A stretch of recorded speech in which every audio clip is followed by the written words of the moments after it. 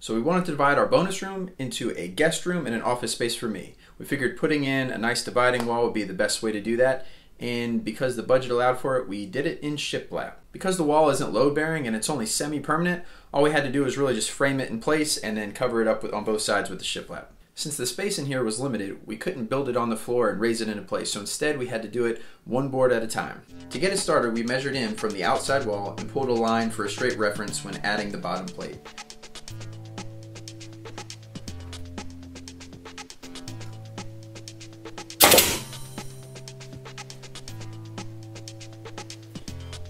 The first nail is in. Officially building. We drove the nails straight through the carpet. If we or someone else decide that they want to get rid of this wall, it's going to be as simple as just pulling those boards back up. Nice.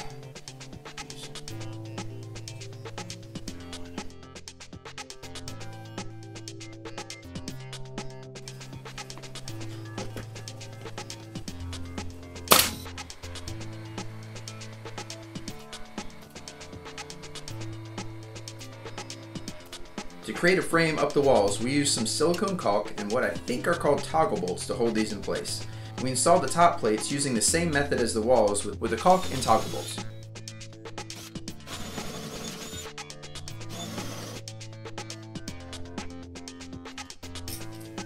Bolt, washer, toggle. Who knows? I don't.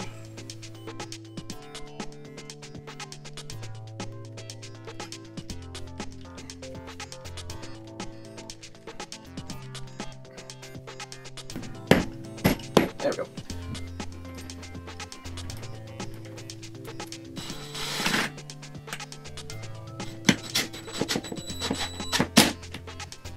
Now we're on there. The ceiling had some odd angles, so to find the correct placement of the top plates, we went old school and used a plumb bob. I held the string at key points on the ceiling and my wife marked the floor plate with tape so we could make sure that we were accurate with our alignment.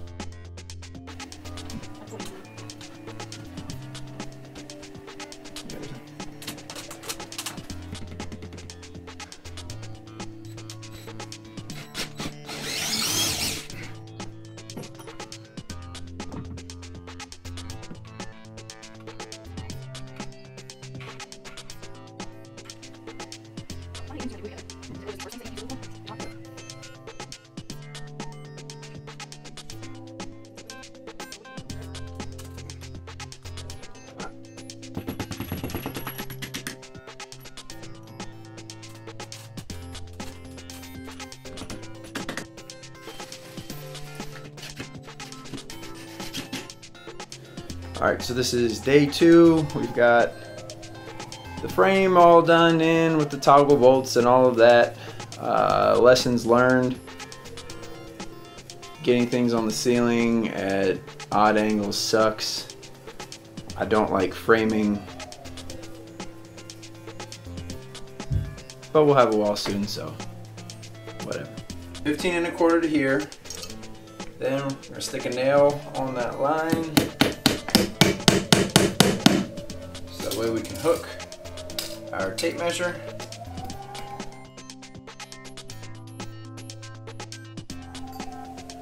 So now we're just gonna mark where all of those studs should be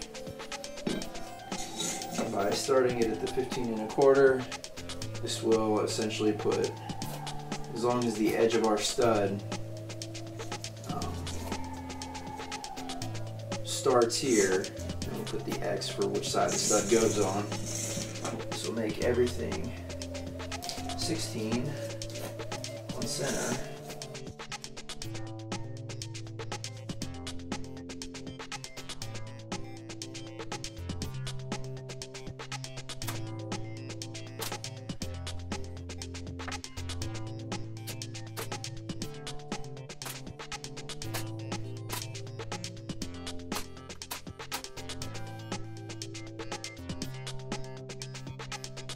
This is 3.5 inches wide. These are 1.5 inches, so that only equals 3 inches. So I'm gonna get some 1/2 inch material and stick it up in the middle there, in between them. Ready? I don't know. I feel nervous. We did it. Watch your hands. Ready? Mm-hmm. 1, 2, 3. Ah! Sparks!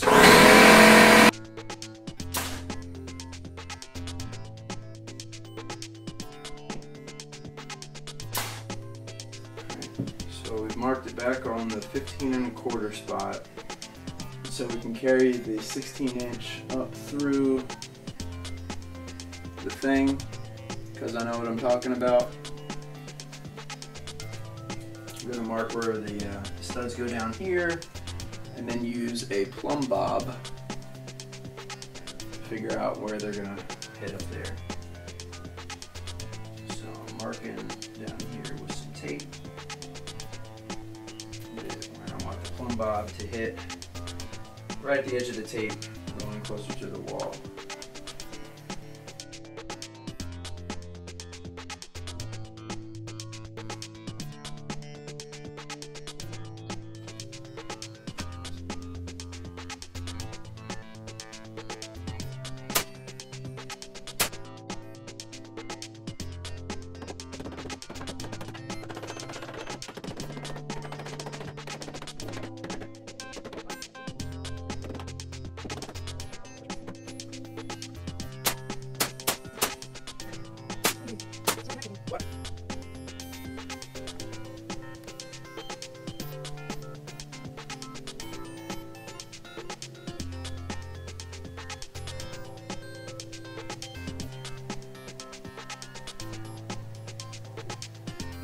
Day 3, I still don't like framing,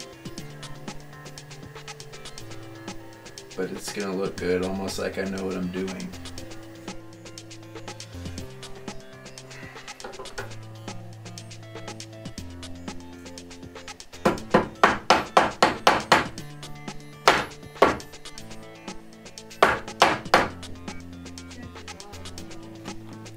So lined up to our line. Knock it in up top, level it out, and tack it in.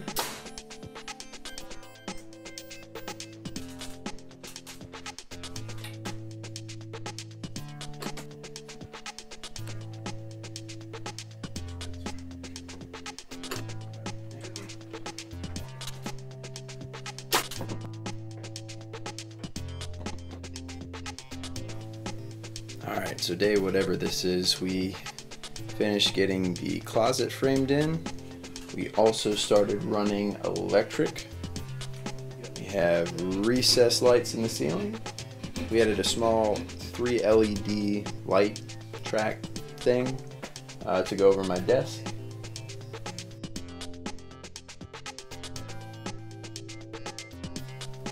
Right about there, that's where the fan used to be. We put in a smoke detector to keep things legal, and then back over here, that's where the new fan's going.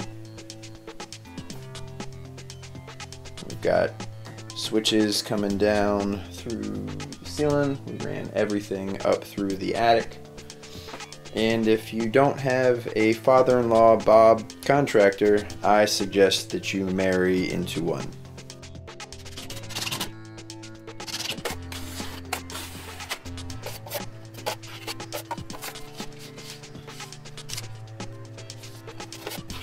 So you can see we're off to a good start. This looks like a good stopping place for this video. So in the next one, we'll show you more about how we finished this thing up, added the window and trim, and covered it in shiplap, and all of those extra goodies. If you like this video, give it a thumbs up. Don't forget to subscribe, turn on those notifications. If you'd like to follow along or get some sneak peeks into some upcoming projects, you can follow me on your favorite social media network at Mr. Mad Woodworks.